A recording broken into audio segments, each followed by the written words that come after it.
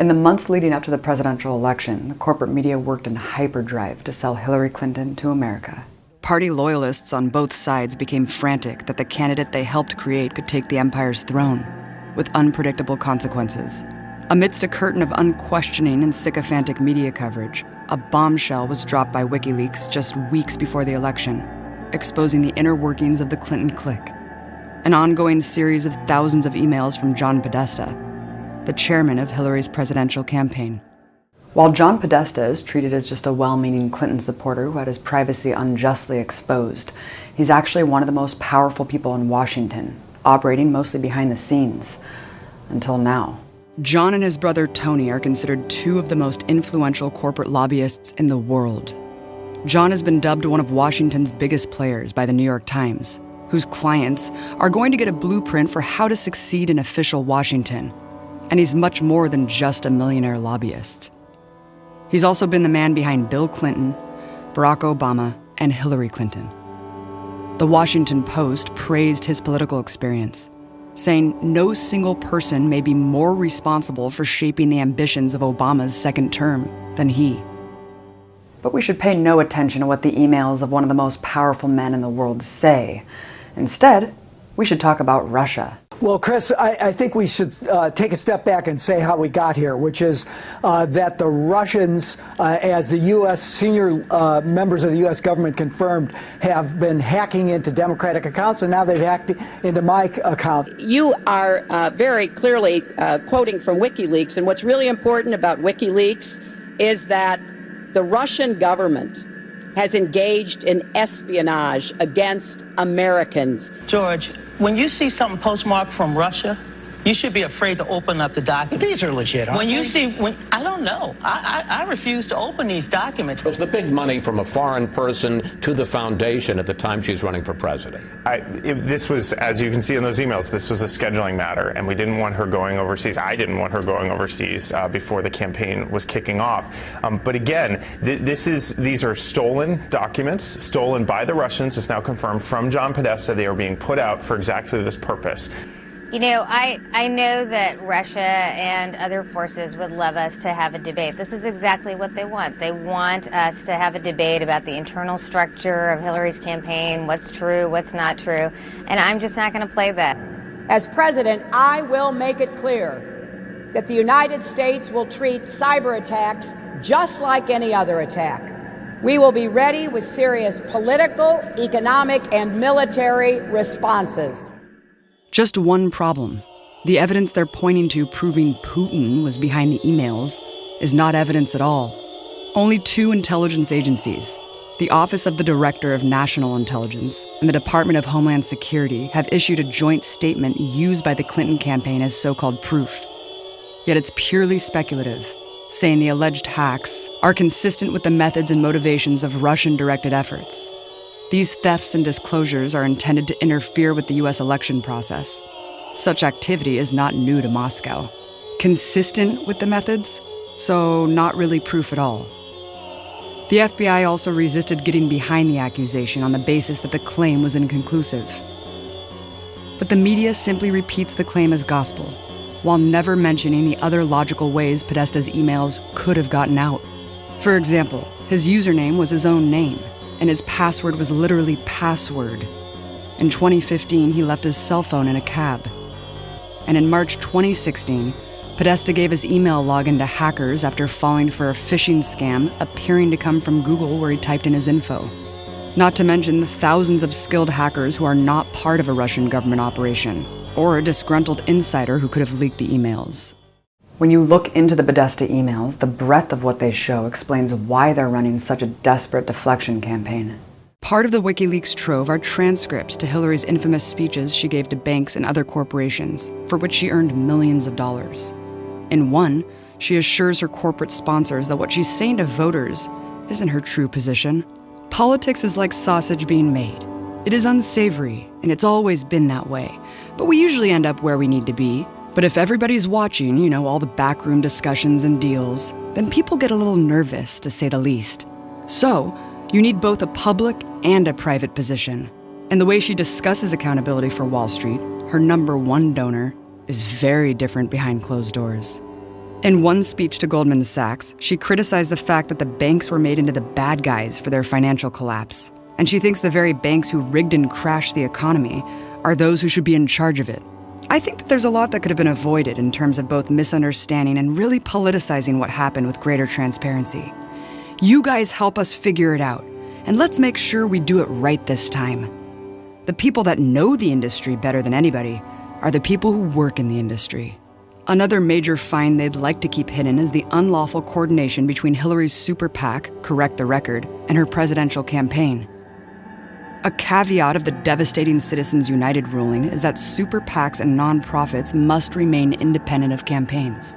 Yet emails prove that Correct the Record is just another multi-million-dollar arm of the Clinton campaign, making contributions between the super PAC and campaign indistinguishable. This short sampling of the Podesta email trove is alone a major expose of the true character of Hillary Clinton. But beyond that, understanding who John Podesta is and his political rise sheds light on who really pulls the levers of power in our society. John and his brother/lobbying partner Tony have been rooted since childhood in the most elite circles of American politics. Their mother, Mary Podesta, was a well-known fundraiser at the center of the political scene. The Washington Post described her as a staple at political dinners, whose home-cooked dinner parties, quote, raised millions of dollars for candidates. The Podesta brothers would employ the same network-building style, with personas that reflect their high society characteristics. They're also both known for their fine dining culinary skills and deal-making dinner parties.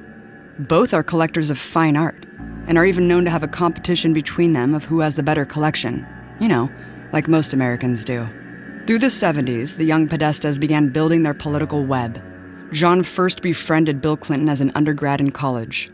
Both brothers worked for Democratic Party campaigns in their younger years. With their growing political connections, also came business connections. Having accumulated a wide network of business and political insiders, the up-and-coming brothers founded the corporate lobbying firm, Podesta Associates, known today as the Podesta Group, in 1987. The brothers' relationship functions as different arms of a corporate lobbying beast. John's career put him inside the government, while Tony focused on the business side. The same year the brothers debuted their new lobbying firm, John became chief counsel for the Senate Agriculture Committee. And who was Podesta Associates' first corporate client? Genentech, a biotech company, which had a lot to gain from deregulating the agricultural industry. The Podesta Group then became the lead advocate for massive deregulation of the FDA on behalf of Genentech and other corporations. After Podesta was promoted by Bill to his deputy chief of staff in 1997, he and his brother's firm achieved a major victory. The Clinton administration signed the Deregulation Act the Podestas had been lobbying for. Podesta's rise in power came as he proved his loyalty to the Clinton team, becoming the cleanup guy for the Clintons' many shady scandals. Other than Bill Clinton's sex scandals, of which there were many, John Podesta found himself building the experience a Clinton partner would need, covering up their financial tricks and insider dealings. There was Hillary's insider trading scandal, where it was discovered that she used her powerful connections to turn a cool $100,000. She was aided by a Tyson executive in an apparent exchange for millions of state funds awarded to the corporation by Governor Bill Clinton, breaking many legal rules, but turning $1,000 into $100,000 overnight. When the scheme was uncovered, Podesta was called in to bury it. And then there was Whitewater, where both Bill and Hillary were subpoenaed. Again, with Bill's Arkansas governor connections, the Clinton couple was embroiled in a real estate scheme that involved hundreds of thousands of dollars in fraudulent loans. Of course, they counted on Podesta to run the cleanup operation. And his work did not go unrewarded. He was promoted to Bill's top assistant as chief of staff. It's no wonder that the Clinton scandal manager is currently at the top of the list to be Hillary Clinton's chief of staff too, after dutifully serving their first presidency. Throughout John Podesta's political rise, the Podesta Group swelled in funds. After all, these skilled lobbyists had a seat in the White House and lifetime insider connections as a result. Today, the Podesta Group boasts of stellar corporate clients like Walmart, British Petroleum or BP, and war profiteer Lockheed Martin. It also includes financial giants Bank of America and Sallie Mae, war profiteers General Dynamics and Raytheon, media groups National Association of Broadcasters, National Public Radio or NPR, biotech giants Amgen, Genentech, and Synthetic Genomics. energy giants Duke Energy and Sunoco, healthcare and big pharma Covidien, Merck, Novartis, and other corporate giants like Nestle. But the Podesta duo's true power in Washington would begin to be fully realized in 2003, when John Podesta founded the think tank Center for American Progress. The Center for American Progress bills itself as simply a policy advocate, but in reality, it's just another corporate lobbying firm. With its well-known inside access, the CAP entices its top corporate donors with roundtable discussions with Hill and national leaders. His board of directors includes director of Golden West Financial, the second largest savings and loan association in the U.S., and billionaire banker Tom Steyer, among others. Podesta's CAP trustees includes a Goldman Sachs vice president and notorious war criminal Madeleine Albright. The CAP's donors paint a fuller picture of the group's character. Its public donors include billionaire and regime change funder George Soros, and billionaires who made more billions driving the subprime mortgage crisis, Herb and Marion Sandler. They're joined by big banks of Citigroup and Wells Fargo, war profiteer Northrop Grumman, and America's health insurance plans. But as a so-called nonprofit, Podesta's center doesn't have to disclose its donors. The nation obtained their secret sponsors list, which include an even bigger network of shady corporations. It includes Comcast, Walmart, and General Motors, energy giant Pacific Gas and Electric, war profiteers General Electric, Boeing, and Lockheed Martin, and the right-wing government of Turkey. This buying access club has paid off lucratively for both sides, especially when a Democrat returned to the White House, and John Podesta was tapped to lead Obama's transition team with his golden Rolodex to fill the new administration. Podesta stacked the White House with allies he knew would please the banks and corporations in their corner. For example, WikiLeaks revealed that a month before Obama won the 2008 election, an executive at Citigroup, a public donor to CAP, emailed Podesta. The subject line was lists, and in it was his recommendation for 31 cabinet-level positions. The exec, Michael Froman, wrote, "The lists will continue to grow, but these are the names to date that seem to be coming up as recommended by various sources for senior-level jobs." This random guy from Citigroup, offering who his banking partners thought should run the entire country, ended up being almost 100% accurate. The vast majority of the preliminary list ended up coming true. Froman even was the point person for applicants, forwarding Podesta resumes from other insiders, begging to be on the team. Today, Froman serves as a U.S. trade representative in the Obama administration. But this was just the beginning of the Podesta's new influence, with unprecedented access to the White House. Records show that in 2009, the Podesta family had meetings in the White House 25 times. In contrast, only one such visit was made by Democrat Nancy Pelosi, who was Speaker of the House. John Podesta alone visited the White House at least 130 times between 2009 and 2013. The corporate representative was widely considered an informal advisor to the administration. The Podesta tag team boomed. By 2006, the assets from Podesta's center dropped from $23 million to $20 million. But with the Podesta stacked Obama admin, their assets doubled to $40 million. Its staff grew from only 20 prior to Obama to 270 by 2013. Likewise, the Podesta Group swelled during the Obama presidency. Between 2006 and 2010, Podesta Group staff tripled and profits doubled. John Podesta's rising influence built a wide and constantly turning revolving door between his center, its corporate sponsors, and the government. Among countless examples are Scott Lilly, a former congressman who took simultaneous positions as a national security lobbyist for the CAP and a lobbyist for Lockheed Martin. Lockheed was also a big CAP donor at the time. Spencer Boyer was the CAP's so-called expert on Turkey, secretly given millions by the hated and brutal regime. Boyer left that position to be Obama's Deputy Assistant of European Affairs, which, quote, develops and implements U.S. policy in Turkey. Rudy de Leon, Bill Clinton's former Deputy Secretary of Defense, became Director of Lobbying for Boeing, a major CAP donor, then Senior VP for National Security at the CAP. Today, Rudy simultaneously serves as a CAP lobbyist while on the Department of Defense Advisory Board and as a board member of defense contractor General Dynamics. Podesta's cash for favors mastery is most exemplified by his scheme during Obama's stimulus plan. The Center for American Progress had long lobbied on behalf of its renewable energy clients, who had a lot to gain from supposedly green reforms. In particular, big manufacturer of solar panels, weatherized homes, and so on. Podesta and the Center for American Progress were, of course, there to lobby for who should get the funds from Obama's stimulus. The CAP strongly advocated to direct stimulus money for a solar panel manufacturer called First Solar, a company that the CAP claimed no ties to. First Solar received close to $4 billion of the funds. But it was discovered afterwards that First Solar was actually part of the Center for American Progress's so-called business alliance of secret donors, a fact the center intentionally concealed. Steve Spinner, the Department of Energy's stimulus advisor who oversaw the transfer of funds to First Solar and other CAP clients, left his government job when the deal was done to take a seat as senior fellow of the CAP. Corporate lobbyist Jose Villarreal, whose clients include Walmart, Boeing, and Dow Chemical, simultaneously served on the board of directors for First Solar and the Center for American Progress during the stimulus payout. In 2015, he was appointed by Hillary Clinton as her campaign treasurer. John Podesta himself sits on the board of directors of an energy company and an investment firm who raked in massive amounts of green energy stimulus funds. Over a dozen other corporations donating to the CAP received these green stimulus funds from Obama's White House. While the Clean Energy John delivered billions to his supposedly environmentally friendly donors, Tony was busy raking in cash from big polluters like ExxonMobil to lobby to export fracking and BP during their catastrophic oil spill. The Podesta Group successfully stalled congressional inquiries into BP's disaster. The Podestas and the Clintons profited off many other backroom deals during this time.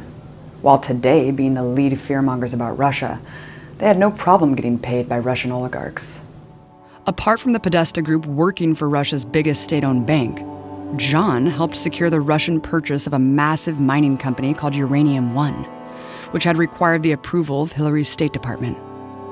Uranium One, with mining rights to 20% of uranium in the U.S., was owned by a good friend of the Clintons, Frank Giostra. Russian elites funneled millions to the Clintons, as well as $180,000 to the Podesta Group to grease the wheels. The sale was predictably approved. While campaigning in April 2015, Hillary started receiving backlash for this apparent pay-to-play from her State Department. That month, as recently revealed by WikiLeaks, State Department official Jose Fernandez had written to Podesta saying he wanted to do all he could to help her campaign. 5 days later, Fernandez issued a statement saying he was responsible for the State Department approving the deal, and Hillary had nothing to do with it. Scandal averted. He's also on the board of Podesta's Center for American Progress. The value of the Podesta's access only grew when John Podesta became Obama's senior advisor in 2014. While having stepped down as the center's president, he retains control through its board of directors and his appointed successor, Neera Tanden. Podesta was already on his way into the next administration. Recruited in 2015 to head Hillary Clinton's campaign, he is now expected to get a top cabinet position. Today, while Podesta runs Hillary's path to the White House, his Center for American Progress advocates for her game-changing policies. For example, her promise to bring the sure-to-be disastrous bombing campaign against Syria. And while the center helps her sell the next so-called humanitarian intervention, it will also be working hard to protect their most important shared asset, brutal foreign dictatorships. The Podesta Group has been hired for lobbying by the murderous Maliki regime in Iraq and the loathed Mubarak regime in Egypt. Tony Podesta also lobbied for a Qatari fracking company. The Clintons have their share of ties too, receiving tens of millions of dollars in donations from the regimes of Bahrain, Qatar, United Arab Emirates, and Kuwait. But most scandalous is that one of the biggest donors to this supposedly progressive team is the Kingdom of Saudi Arabia, currently massacring dissidents in its own country, as well as thousands of Yemeni civilians. The Saudi regime funds the Clintons with at least tens of millions of dollars. And in 2015, the Saudi government also started paying $140,000 per month to the Podesta Group. Tony Podesta, who personally oversees the Saudi lobbying project, works to improve the image of the brutal Saudi regime. even the appalling defense of the beheading of political dissident Sheikh Namir al-Nimr. According to the New York Times, the Podesta group supplied a statement that insisted al-Nimr was a terrorist. John's arm plays a role too, of course.